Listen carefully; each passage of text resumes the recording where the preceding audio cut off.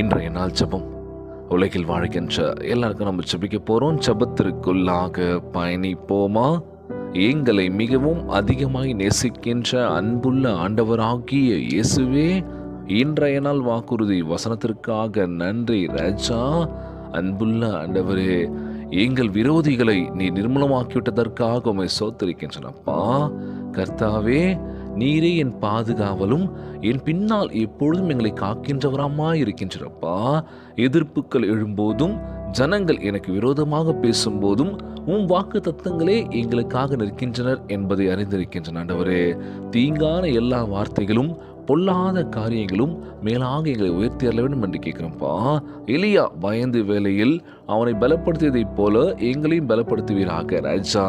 எங்களை தைரியத்தினால் நிரப்புவீராகப்பா. உம் சமூகத்தினால் என் ஆவியை புதுப்பித்து அருள வேண்டும் என்று ஜெபிக்கிறோம்ப்பா. என் வாழ்க்கைக்கென நீர் ஆயத்த பண்ணி வைத்திருக்கின்ற பெரிதான பணிக்குள் எங்களை வழிநடத்த வேண்டும் என்று கேட்கிறோம்ப்பா. அந்த ஜெபத்தை கேட்டுக்கொண்டிருக்கின்ற அன்பு சகோதர சகோதரிகள், என் அன்பான உறவுகள் எல்லோரையும் பார்த்துக்கோங்கப்பா. யாருக்கு எந்த கஷ்டங்கள் துன்பங்களை கொடுத்துடாதீங்க ராஜா.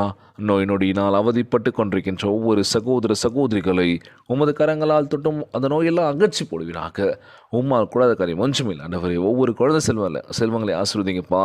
கணவன் மனைவிக்குள்ள ஒற்றுமை கொடுங்க, சமாதானம் கொடுன்னு சொல்லி கேட்குறேன்ப்பா. எல்லோரையும் பத்திரமா பார்த்துக்கோங்கப்பா. இன்றைய நாள் ஜெபம் இயேசுவின் விலையேற பெற்ற நாமத்தினாலே ஜெபிக்கின்றேன் நல்ல பிதாவே, ஆமேன்.